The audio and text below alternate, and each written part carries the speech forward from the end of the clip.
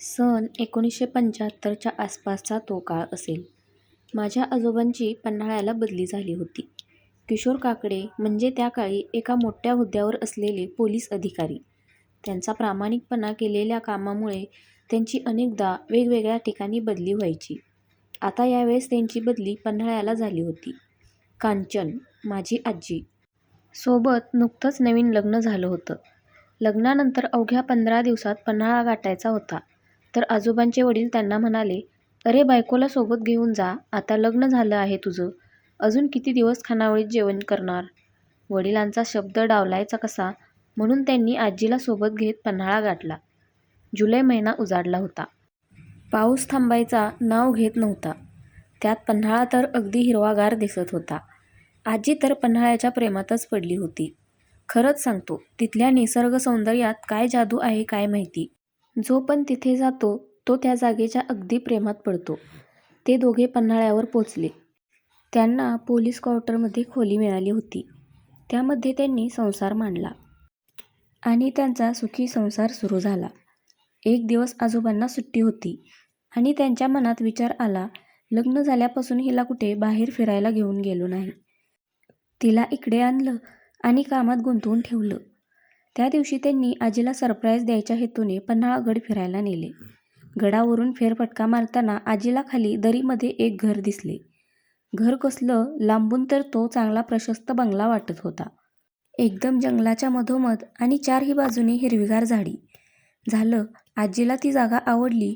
तिने लगेच आजोबांना तिच्या मनातली इच्छा बोलून दाखवली आणि आपलं इथलं घर सोडून त्या बंगल्यावर राहायला जाऊया, किती एकांत मिळेल तिथे. पण आजोबांनी कठोर शब्दात नकार दिला. आजी हिरमुसली आणि गुपचूप गाडीमध्ये जाऊन बसली. आजोबा तिच्या मागोमाग गेले.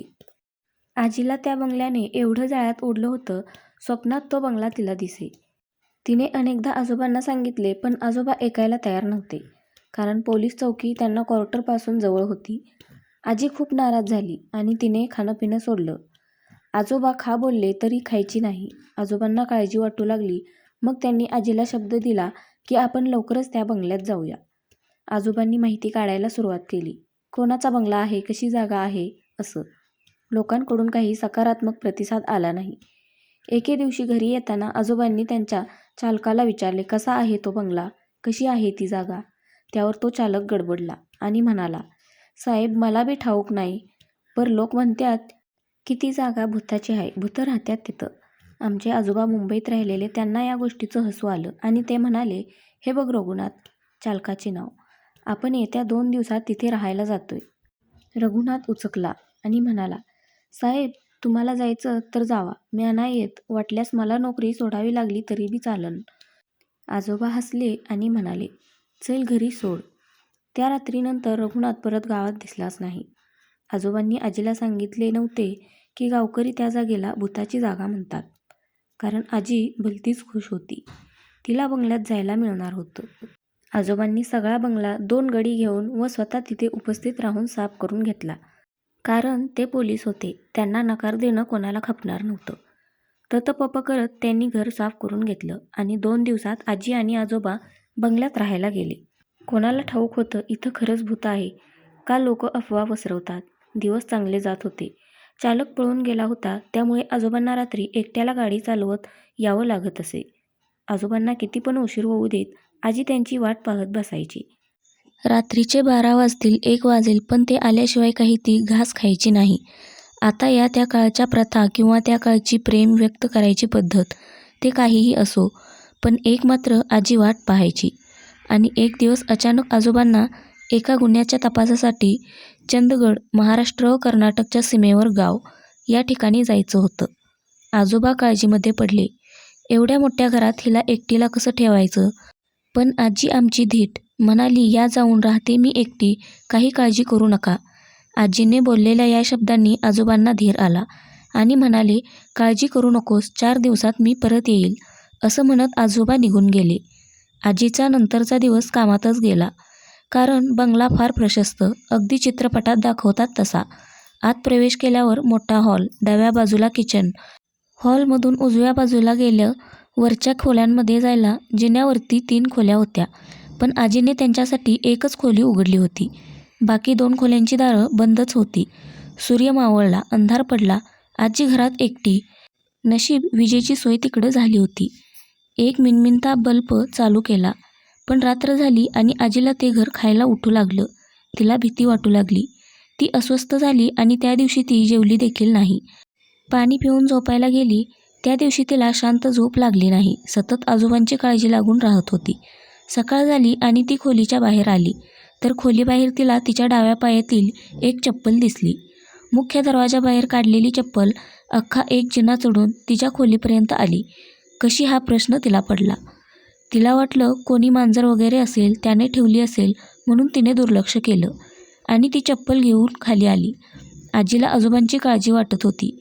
त्यावेळी आत्ताच्यासारखे मोबाईल नव्हते, त्यामुळे संपर्क व्हायचा काही संबंधच नव्हता. तोही दिवस कामात गेला आजीचा. रात्री आजी झोपायला गेली. दुसरा दिवस उजाडला. आजी उठून खाली यायला लागली तर जिन्याच्या सुरुवातीला पुन्हा ती चप्पल तिला दिसली आणि तिच्या मनात शंकेची पाल चुकचुकली. कोणी चोर वगैरे घुसला की काय घरात, असं तिला वाटलं.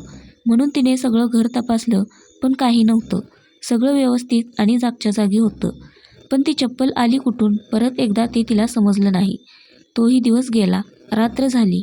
आजी झोपायला गेली, पण आजीला शांत झोप लागेना. रात्रीचा 1:30 वाजत आला असेल. ती या कुशीवरून त्या कुशीवर होत होती. थोडीशी अस्वस्थ होती. तिला तहान लागली होती. ती पाणी प्यायला खाली निघाली. खोलीचा दरवाजा तिने उघडला आणि तिला धक्काच बसला. पुन्हा तिची चप्पल दरवाजात आली होती. ती हादरूनच गेली, कारण आता रोज रोज हे असं होत होतं. तिने चप्पल हातात उचलून घेतली आणि तिला खूप मोठमोठ्याने समोरच्या बंद असलेल्या खोलीतून रडायचा, किंकाळी फोडल्याचा आवाज येऊ लागला.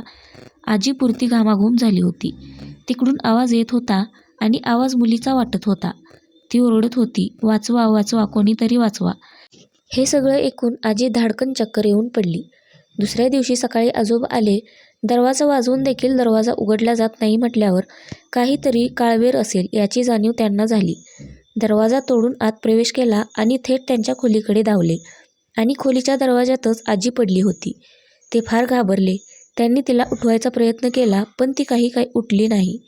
शेवटी त्यांनी खाली जाऊन पाणी आणून तोंडावर मारले. तेव्हा आजी थोडीशी शुद्धीवर आली. त्यांनी तिला हळूच खोलीमध्ये नेले आणि आराम करायला सांगितला. पण आजीच्या डोक्यात तोच रात्रीचा रडलेला आवाज ऐकू येत होता. तेच विचार करून तिच्या डोक्यात मुंग्या येत होत्या. तेवढ्यात आजोबा चहा घेऊन आले. आजीची विचारपूस केली. तेव्हा आजीने रात्री घडलेली सगळी हकीकत सांगितली. तो चप्पलचा किस्सा, ते रडणं वगैरे सगळं काही. आजोबा बोलले, छे, काही पण नको बोलूस. भूत वगैरे काही नसतं. एखादं जनावर असेल आणि रडायचं म्हणत असशील तर तुला कदाचित एकटी असल्याने भास झाला असेल. पण आजी म्हणाली, तो भास नव्हता. अहो खरंच, मला त्या समोरच्या खोलीतून तो रडलेला आवाज ऐकू आला. आजोबा त्यावर फक्त हसले आणि म्हणाले, देवावर विश्वास आहे ना तुझा? मग झालं तर नको चिंता करूस. कोणी भूत वगैरे नाही येणार तुला घ्यायला. आजोबांच्या येण्याने आजीला जरा हैस वाटलं. तेवढ्यात नेमके आजोबा म्हणाले, माझ्याकडे आलेली केस अजून सुटली नाहीये. कदाचित आणखी एक चंदगडचा दौरा होऊ शकतो. आजी त्यांना थांबवत म्हणाली, तुम्ही जाता मला एकटं ठेवून रात्रीचं घर खायला उठतं मला, आणि त्यात तो घडलेला प्रसंग. एकटी कशी राहू मी या घरात? आजोबा म्हणाले, नको काळजी करूस. स्टेशनवरून एक हवालदार पाठवेल मी इथे लक्ष ठेवायला. असं म्हणून आजोबा त्याच संध्याकाळी पुन्हा चंदगडकडे रवाना झाले आणि आजी पुन्हा एकटी पडली. रात्री सुमारे 8:30च्या सुमारास दारावरची बेल वाजली. दारात हवालदार उभा होता. म्हणाला, साहेबांनी पाठवलं आहे मला इथे तुमच्या सुरक्षिततेसाठी. आजीला बरं वाटलं. ती म्हणाली, तुम्ही कुठे थांबताय? त्यावर हवालदार उत्तरला, गेटपाशी आहे ना छोटी केबिन, तिथे बसतो. माझा रेडिओ ऐकत. काही वाटलं तर वरच्या खिडकीतून आवाज द्या. आजी ठीक आहे म्हणाली आणि सगळं आवरून ती झोपायला गेली. रात्रीचे 12:30-1 वाजला असेल. कसला तरी आवाज झाला. त्या आवाजाने आजीला जाग आली. ठक ठक ठक ठक असा आवाज येत होता. असं वाटत होतं की कोणीतरी काठी आपटत चालत आहे. पण एवढ्या रात्री कोण असणारे इथे, असं तिला वाटलं. म्हणून ती वरच्या खिडकीकडे गेली. गेटकडे पाहिलं. तिथे केबिनपाशी रेडिओ चालू होता. त्याचा आवाज येत होता, पण दरवाजा बंद होता आणि अंधार पण होता, त्यामुळे हवालदार आजीला दिसला नाही. तिला वाटले हवालदार काठी आपटत चालत आहे. याची शहानिशा करावी म्हणून ती खाली जायला निघाली आणि तिने खोलीचा दरवाजा उघडला. पण दरवाजात चप्पल नव्हती. तिच्या जीवात जीव आला. पुढे ती जसजसा उतरून खाली आली, तिला समोर जे दिसलं ते फार भयंकर होतं. तिला समोर एक मुलगी दिसली, जिच्या एका पायात तिची एक चप्पल आणि डाव्या खांद्याला कुबड्या होत्या. तिला एकच पाय होता. ती एक अपंग मुलगी होती.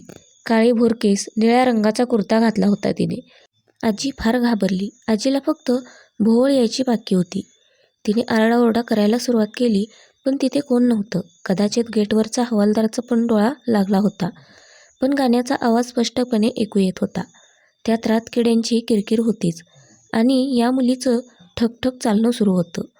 आजीने आरडाओरडा करताच त्या मुलीने, हवालदार, अहो मॅडम, साहेबांनी मला रात्री इथली ड्युटी लावली, पण गावात जुन्या जाणत्या लोकांच्याकडून बरंच काही वाईट ऐकलंय या बंगल्याबद्दल, म्हणून मी रात्रीचा आलो नाही. मला भीती वाटत होती, पण इथे रात्री दुसरा कोणी कसा येणार ही गोष्ट फक्त साहेब आणि माझ्यामधली आहे. आजीला हे सगळं ऐकून पुन्हा भोवळ आली. ती पडली आणि तिने डोळे उघडले ते दवाखान्यातच. समोर आजोबा उभे होते. तो सकाळचा हवालदार उभा होता. डॉक्टर उभे होते. शुद्ध येताच डॉक्टर म्हणाले, गुड न्यूज आहे, तुम्ही आई होणार आहात. हे ऐकताच आजीचा चेहरा खुलला आणि आजोबांच्या चेहऱ्यावर आनंद मावत नव्हता. पण आजीच्या चेहऱ्यावरचा आनंद फार काळ टिकला नाही. तिला ती रात्रीची मुलगी आठवली. तिचा चेहरा आठवला. तिने ती सगळी हकीकत आजोबांना सांगितली.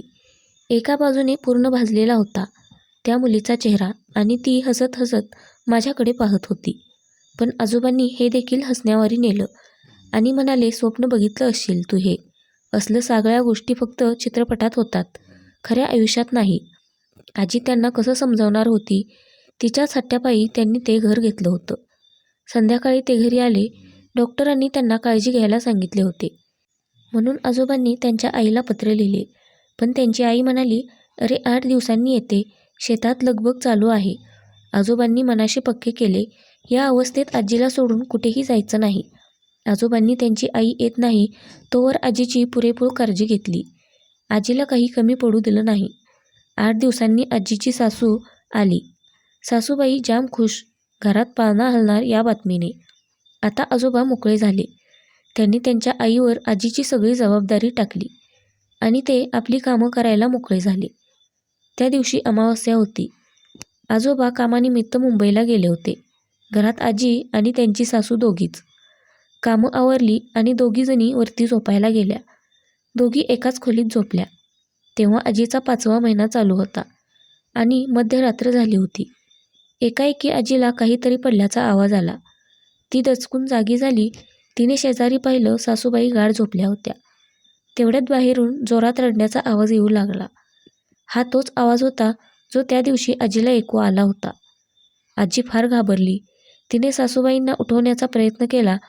सासूबाई गाढ निद्रेत होत्या. त्या जागो होत म्हणाल्या, काय झालं बाई, झोपा ना गप. धड स्वतः झोपत नाही आणि दुसऱ्याला झोपू देत नाही. आजीला माहिती होतं सासूबाईंना झोप फार प्रिय होती. आजी त्यांना म्हणाली, अहो कोणीतरी रडल्याचा आवाज येतोय मोठमोठ्याने. सासूबाई दचकून जाग्या झाल्या. उठून बसल्या.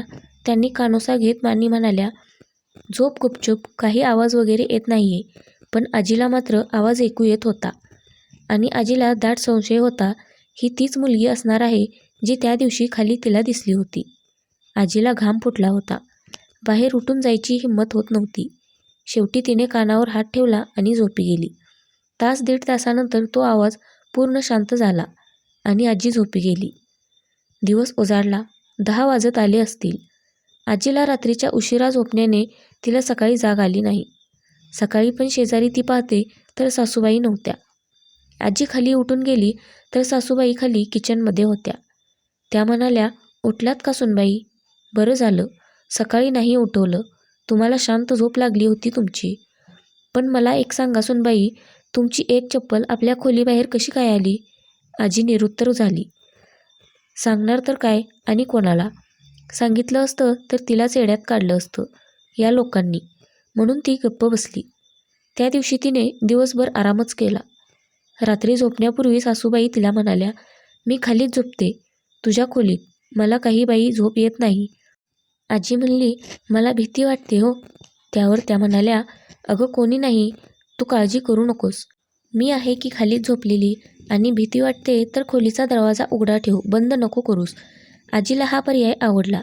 तिने दरवाजा उघडा ठेवला आणि झोपायला गेली. मध्यरात्री झाली होती. अचानक आजीला ठक ठक त्या दिवशी आला तसा आवाज येत होता आणि तिला तो आवाज फार जवळून येत होता. आजी जागी झाली, पण डोळे काही तिने उघडले नाहीत. आवाज शांत झाला. तिने डोळे उघडले आणि पाहते समोर काय, ती उभी होती. काळ्या रंगाचा कुर्ता, दोन्ही हातात कुबड्या, अर्धा चेहरा भाजलेला, डोळे रडून रडून सुजलेले, लाल भडक झालेले. ते सगळं पाहून आजीची दात खिळी बसली. ती मुलगी हळूच घोगऱ्या आवाजात आजीजवळ येऊन म्हणाली, तुम्ही माझ्या घरात राहायला आला आहात. हे माझं घर आहे आणि आता तुला तेच ऐकावं लागेल जे मी सांगेल. आता ऐक मी काय म्हणते ते. तुझ्या नवऱ्याचं आणि माझं लग्न लावून दे. आपण दोघी या घरात बहिणीसारख्या राहू. बोल, आहे का कबूल? आजी गप्पच होती. तिचा जीव जायचा बाकी होता फक्त. ती मुलगी म्हणाली, तुझा नवरा आला की त्याला सांग सगळं, मी काय म्हणाले ते, आणि माझं लग्न लावून दे. नाहीतर तुझं बाळ आहे आणि मी आहे, ध्यानात ठेव. असं म्हणून ती मुलगी मागे वळाली आणि इकडे आजीने मान टाकली.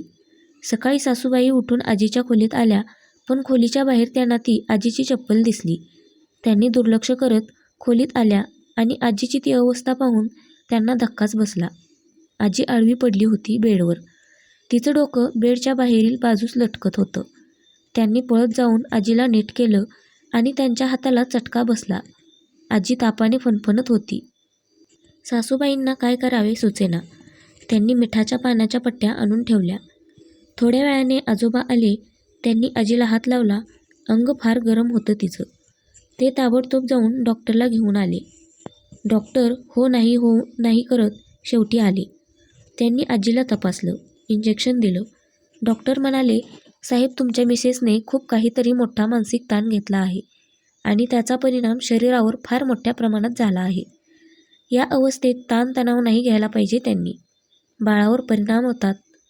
मी त्यांना इंजेक्शन दिलं आहे. त्यांना वाटेल बरं, काळजी नसावी. आजी हळूहळू शुद्धीवर येत होती. ताप पण कमी झाला होता. आजोबा तिच्यासमोर गेले आणि ती लग्न असं म्हणाली आणि परत तिची शुद्ध हरपली. आजोबांना वाटले हा सगळा डॉक्टरांनी दिलेल्या इंजेक्शनचा प्रकार आहे, पण तसं नव्हतं. आजीने जेव्हा डोळे उघडले तेव्हा ती आजोबांच्या शेजारीच हसत हसत उभी होती. पण आजी सोडून ती कोणालाच दिसत नव्हती. असं का होतंय? ती मुलगी फक्त आजीलाच दिसत होती. इतरांना का दिसत नव्हती? हा प्रश्न आजीला भेडसावत होता. तिथे आजोबांच्या शेजारी दात विचकत उभी होती. आजी त्या दिवशी दिवसभर झोपून होती. रात्र झाली. आजोबांनी पण त्या दिवशी सुट्टी घेतली होती. ते आजीच्या उशाला बसून तिची काळजी घेत होते. घरातील कामं करायला सासूबाई होत्याच ना. आजीला जाग आली आणि आजोबांनी तिला पाणी दिलं. आजोबांना समोर पाहून तिला बरं वाटलं. तिनं खोलीतून चौफेर नजर फिरवली आणि ती कुठे दिसते का बघितलं, पण ती त्या खोलीत नव्हती. आजीला वाटलं हीच योग्य वेळ आहे आजोबांना विश्वासात घेऊन सगळं काही सांगायची. आजी त्यांना म्हणाली, अहो मला तुमच्यासोबत महत्त्वाचं बोलायचं आहे. ते म्हणाले, अगं थेट बोल ना, काय झालं असेल ते. मग आजीने चप्पलच्या गोष्टीपासून ते काल शेजारी येऊन त्या मुलीने लग्न लावून दे म्हणेपर्यंत सगळा घटनाक्रम सांगितला. हे सगळं ऐकून आजोबांचा चेहरा गंभीर झाला आणि त्यांच्या डोक्यात विचार आला, सगळं गाव ह्या घराला भुताचं घर म्हणतं, जागा झपाटलेली आहे असं म्हणतं, पण मला इथे काही जाणवलं नाही कारण मी जास्त वेळ घरी नसायचो. ही जास्त वेळ घरी होती आणि खरंच घरात असं काही असेल तर मग लवकरात लवकर हे घर सोडावं लागेल. आजोबांनी त्या जागेचा इतिहास शोधायचं ठरवलं. त्यांनी गावात चौकशी करायला सुरुवात केली आणि त्यात त्यांना यश आले. गावातल्या एका जुन्या जाणकाराने त्यांना त्यांच्या आधी जे कुटुंब तिथे राहायचे तेव्हा तिथे एक नोकर काम करीत होता, त्याचं नाव व पत्ता सांगितला. धनाजी यादव त्या नोकराचं नाव. पण तो नोकर पन्हाळ्यात राहत नव्हता. तो मूळ गाव त्याचं होतं गडहिंग्लज. आजोबांच्या हातात पत्ता तर होता, फक्त त्यांना गडहिंग्लजला जायचं होतं. दुसऱ्या दिवशी त्यांनी गडहिंग्लजला जायचं ठरवलं आणि एका दिवसात परत यायचं ठरवलं. दुसऱ्या दिवशी गाडी आणि सोबत तो गावातला गडी घेऊन आजोबा गडहिंग्लजला निघाले. जवळपास 2 तासाच्या प्रवासानंतर ते गडहिंग्लजला पोहोचले. पत्ता होता, त्यामुळे इकडे तिकडे कोणाला विचारायची गरज त्यांना पडली नाही. त्यांची गाडी थेट धनाजीच्या दारात जाऊन थांबली. गाडीचा आवाज ऐकून एक म्हातारी आजी बाहेर आली. आजोबा गाडीतून उतरून त्या म्हातारीपाशी गेले आणि म्हणाले, आजी, धनाजीराव आहेत का घरात? म्हातारी काही न बोलता घरातून निघून गेली आणि जाता जाता दरवाजात थांबून तिने आजोबांना आत येण्याचा इशारा केला. आजोबांनी त्या गड्याला खुणावलं. गडी पण गाडीतून उतरून त्यांच्या मागे चालू लागला. आजोबा त्या घरात आले. घर तसं छोटेखानी होतं. घर कसलं, झोपडी म्हणा हवं तर. शेणाने सारवलेली जमीन, मातीच्या भिंती, त्यांचे जागोजागी पोपडे निघाले होते. तशी आतमधून पारच घराची अवस्था बिकट होती. आजोबा खाली जमिनीवर बसले. तेवढ्यात आतल्या खोलीतून एक माणूस खोकत दम खात बाहेर आला आणि आजोबांकडे पाहून म्हणाला, साहेब, काय काम काढलं गरीबाकड? काय चुकलं माकलं का आमचं? हात जोडत तो म्हणत होता. आजोबा हसत म्हणाले, असं काही नाही, मला जरा माहिती हवी आहे, बस, बाकी काही नाही. धनाजीला जरा हायस वाटलं. तो म्हणाला, कसली माहिती साहेब? आजोबांनी त्याला विचारलं, तुम्ही पन्हाळ्याला होतात ना? त्यावर धनाजी हो उत्तरला. तेव्हा तुम्ही स्मिता बंगल्यात नोकर होता असं ऐकलं आहे मी. मला त्या बंगल्याबद्दल माहिती हवी आहे. जेव्हा तुम्ही तेथे कामास होता तेव्हा तिथे कोण कोण राहत होतं त्याची माहिती हवी. धनाजीला त्या बंगल्याचं नाव काढताच दरदरून घाम फुटला. तो म्हणाला, साहेब, त्या घरापायी मी बरंच काही गमावलं आहे. मला आता तो विषय नको आहे, बास. आजोबा थक्क झाले. ते म्हणाले, अहो, मी त्या घरात आता राहत आहे आणि माझी पत्नीला दिवस गेले आहेत. तेव्हापासून की त्याच्या आधीपासून तिला कसले कसले भास होतात. ती म्हणते तिला कोणी मुलगी दिसते. धनाजी आजोबांना थांबवत म्हणाला, म्हणजे ती आहेच का तिथं अजून? आजोबा अवाक झाले आणि म्हणाले, ती म्हणजे कोण? धनाजी उत्तरला, स्मिता. धनाजी पुढे सांगू लागला, 1965 साली, म्हणजे 10 वर्ष झाली बरं या गोष्टीला, गौतम मोहिते नावाचे तुमच्यासारखेच एक सरकारी साहेब पन्हाळ्याला आले. त्यांच्या दिमतीला मी होतोच. त्याला सरकारी घरात जागा भेटली होती. सोबत त्यांच्यावर त्यांची बायको, पोरगी आणि एक पोरगं. पण पोरगी एका पायाने अधू होती. तिला एक पाय नव्हता. लहानपणी तिचा म्हणे अपघात झालता आणि त्यात ती पाय गमावून बसली, असं बाईसाहेब मला म्हणाल्या होत्या जेव्हा मी त्यांना तिच्याबद्दल विचारलं होतं. तिच्या पायीच त्यांनी पुणे सोडून इथं बदली करून घेतली होती वाटतं. तिथं तिला त्रास व्हायचा. माणसं काहीबाही बोलायची तिला. लग्नाचं वय झालं होतं तिचं. पोरगी 21 वर्षांची तर असेल ती. दिसायला तर लय देखणी, मनमिळावू स्वभाव होता. पर एक गोम होती तिच्यात. तिला जी आवडेल ना तीच ते करायची. मग ते चांगलं असलं का वाईट असलं काय. साहेबांची लाडकी लेक, त्यामुळं कोणी बी काय बोलत नव्हतं तिला. एक दिवस तिला गच्चीवरून फिरताना खाली जंगल दिसलं. एकदम सुंदर, हिरवगार. पाहताच क्षणी कोणीही त्या जागेच्या प्रेमात पडावं असं. आणि आता जिथं बंगला आहे ना, ती जागा तिला लय आवडली.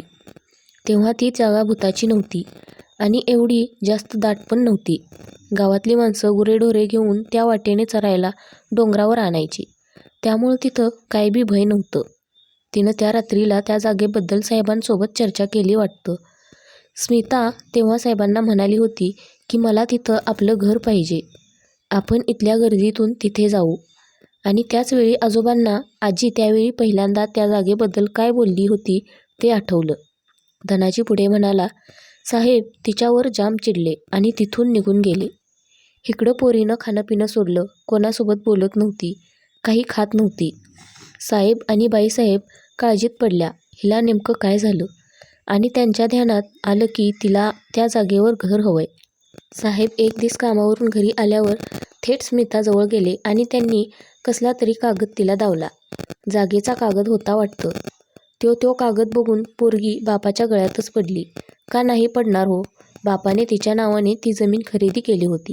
1965 ते 1967 बंगल्याचं काम सुरू होतं. बंगला एकदम प्रशस्त बांधला होता. साहेबांनी स्वतः जातीने लक्ष देऊन काम करून घेतलं होतं. साहेबांनी बंगल्याची मोठी पूजा घालायची ठरवली. पूजेचा दिवस ठरला. साहेबांनी सगळे त्यांचे नातेवाईक, मित्रमंडळ सगळेजण बोलावले होते. सगळी मित्रमंडळी आली. त्यांच्या ऑफिसातली लोकं आली होती. मोहितेंनी बंगल्याचं नाव पण स्मिता ठेवलं. पूजेचा दिवस ठरला. साहेबांनी सगळे त्यांचे नातेवाईक, मित्रमंडळ सगळेजण बोलावले होते. सगळी मित्रमंडळी आली. त्यांच्या ऑफिसातली लोकं आली होती. जेवण वगैरे चालू होती. स्मिता कुबड्यांच्या आधाराने का होईना सगळीकडे मिरवत होती. पूजा थाटात संपन्न झाली. सगळे नातेवाईक निघून गेले. काही जवळचे होते तेवढे राहिले होते. त्यात साहेबांची एक लांबची बहीण होती. पूजेच्या दुसऱ्या दिवशी सगळे खाली नाश्ता करत बसले होते. स्मिता खाली येत होती. त्याचवेळी ती बहीण म्हणाली, काय म्हणावं पोरीला, दया येते तिची, एवढं सहन करते ती. पण आता मोठी झाली, पण तिचं लग्न कसं होणार? एवढी देखणी पोरगी आणि बिनलग्नाची राहणार. फक्त पायामुळेच ना. तिने ते ऐकलं आणि ती आल्या पावली मागे फिरली आणि खोलीत जाऊन रडत बसली. आधीच अपघाताने तिचं बालपण हिरावून घेतलं होतं. तिला पण वाटायचं आपण मनसोक्त जगावं, इतर मित्रमैत्रिणीप्रमाणे फिरावं, आपलं पण लग्न व्हावं. पण असं काही होणार नव्हतं हे तिला माहिती होतं आणि ती नशिबाला दोष देत तिथेच रडत बसली. तिला फक्त तिच्यावर प्रेम करणारा हवा होता, तिला हवं तसं कबूल करणारा. पण तसा कधी तिला भेटणार होता का? झाले आता सगळे नातेवाईक निघून गेले. मोहिते कुटुंब तिथं स्थायिक झालं होतं. मुलगा छोटा होता, त्याला शाळेला कोल्हापुरात ठेवलं होतं. हिच्या मनातून लग्नाचा विचार काही जात नव्हता. एक पाय अधू असल्यामुळे कोणी तिला आपल्या घरची सून करून घ्यायला तयार नव्हतं. अशातच साहेबांना एक वॉचमन पाहिजे होता. मी माझ्या पोराला साहेबांकडे विनंती करून बंगल्याच्या राखणीसाठी ठेवला. 26 वर्षाचा माझा तो मुलगा. नोकरी लागली नव्हती. शिक्षणाभावी स्मिताची आणि त्याची नजरानजर व्हायची. ते बोलू लागले आणि अशातच ते दोघे एकमेकांच्या प्रेमात पडले. स्मिता दिसायला सुंदर होती, पण अधू होती तरी त्याला मंजूर होतं. पण हे फार काळ टिकणारं नव्हतं. दोघांचं नातं पार पुढे गेलं होतं. ही त्याला तिच्या खोलीतून इशारे करत असताना साहेबांनी त्यांना पकडलं आणि त्यांना सारं काही समजलं. त्यांनी त्या पोराला कामावरून हकलून लावलं. त्याच्यावर आपल्या मुलीची छेड काढल्याप्रकरणी गुन्हा पण नोंदवला. पोलिसांनी मारून मारून पार माझ्या पोरीची हाडं खिळखिळी केली आणि त्याला सोडून दिला. तो पोलीस स्टेशनमधून थेट त्या बंगल्याकडे गेला. मोहिते, ओ मोहिते, असा आवाज दिला. साहेब धावत बाहेर आले, पण तोवर माझ्या काळजाच्या तुकड्याने बाहेरच झाडाला फाशी घेतली होती. त्याचा पाय आणि हातात तडफड दिसत होती. साहेब जवळ जाईपर्यंत ती पण थांबली. हे सगळं स्मिताने वरून पाहिलं होतं. साहेबांनी स्मिताकडे पाहिलं. स्मिता लगेच आत वळली. ते थक्क होऊन त्या लटकलेल्या पोराकडेच पाहत होते की तेवढ्यात त्यांना त्यांच्या मुलीचा जोरात किंचाळण्याचा आवाज आला. त्यांनी खोलीकडे पाहिलं तर धूर येत होता. स्मिताने स्वतःला पेटवून घेतले होते. वाचवा वाचवा असं ती ओरडत होती. मोहिते धावत तिच्यापाशी गेले. त्यांची पत्नी तिथेच उभी रडत रडत दार ठोठावत होती, पण दरवाजा आतून बंद. ते दरवाजाला धक्के देत होते, पण दरवाजा उघडत नव्हता. आतून फार जोरजोरात आवाज ऐकू येत होता. 10 मिनिटांनी तो आवाज बंद झाला. मोहितेंनी दरवाजा धक्का देऊन तोडला, पण तोवर उशीर झाला होता. स्मिता आणि तिची खोली दोन्हीची राख झाली होती. साहेबांना एवढा जबर धक्का बसला होता की बस. कारण त्यांच्यासमोर 2 जीव गेले होते आणि त्यात एक त्यांची पोटची मुलगी होती. मी मागच्या बाजूला होतो. बाहेर पळत आलो तर माझं पोरगं पुढे लटकलेलं दिसलं. मला पण काही सुधारत नव्हतं की बाईसाहेबांचा रडण्याचा आवाज ऐकू आला. मला तिकडे पण जाऊ वाटत नव्हतं. मी माझ्या पोराच्या तिथेच बसलो. पुढे काय पोलीस आले, काय क्रियाकर्म झालं. माझ्या पोराची बॉडी 2 दिवसांनी हातात दिली. याच हाताने मी त्याच्या पार्थिवाला अग्नी दिला. आजोबा हे सगळं थक्क होऊन ऐकत होते. नंतर वाटतं त्यांनी बंगला पण सोडला आणि पुढे काय झालं काही माहीत नाही मला. आजोबा त्यावर त्याला काहीच बोलले नाहीत. थोडेसे पैसे त्यांनी त्याच्या हातावर ठेवले आणि त्यांनी धनाजीचा निरोप घेतला. मध्यरात्र उलटून गेली होती. आजोबांना पन्हाळ्यावर पोहोचायला संपूर्ण प्रवासात तोच विचार आजोबांच्या मनात की खरंच हिला स्मिता दिसत असेल का? आजोबा घरात गेले. खालच्या खोलीत त्यांची आई झोपली होती. तिनेच आत्ताच दरवाजा उघडला होता. वरती खोलीत गेले. आजी शांतपणे झोपली होती. ते देखील थकले होते, त्यामुळे ते लगेच झोपी गेले. झोपता झोपता त्यांनी मनाशी ठरवलं, जोपर्यंत आपल्यासमोर काही येत नाही तोपर्यंत यात बंगल्यात राहायचं. आजोबांनी ही एक चूक त्यांना खूप महागात पडणार होती याची त्यांना मुळीच कल्पना नव्हती. आजोबांनी मनाशी चंग बांधला होता की स्वतःला काही अनुभव आल्याशिवाय कोणताही निर्णय घ्यायचा नाही. ह्या विचारांमध्ये त्यांना आजीचा विचार आला नाही. त्या रात्री सगळे शांत झोपले. दुसऱ्या दिवशी सकाळी आजोबा खोलीबाहेर पडले तर त्यांना आजीची चप्पल दाराबाहेर दिसली. ते जरा अचंबित झाले. हे इथं कसं आलं हा प्रश्न त्यांना पडला. त्यांनी ती चप्पल उचलून दाराबाहेर नेऊन ठेवली. आजीला त्यांनी उठवलं आणि घडलेला प्रकार सांगितला. आजीला माहिती होतं हे विश्वास ठेवणार नाहीत, त्यामुळे तिने तो विषय टाळला. त्या दिवशी आजोबांनी सुट्टी घेतली. आजीची तब्येत बरी नसल्याने घरची कामं करायला त्यांची आई होतीच की. रात्र झाली. सगळे झोपायला गेले आणि मध्यरात्र झाली. आता आजोबांना रडण्याचा आवाज ऐकू आला. ते दचकून उठले तर शेजारी आजी शांत झोपली होती. तिला उठवणे योग्य नाही असे म्हणत आजोबा त्या आवाजाच्या दिशेने चालत गेले. खोलीबाहेर आले आणि समोरच्या बंद खोलीतून त्यांना आवाज येत होता.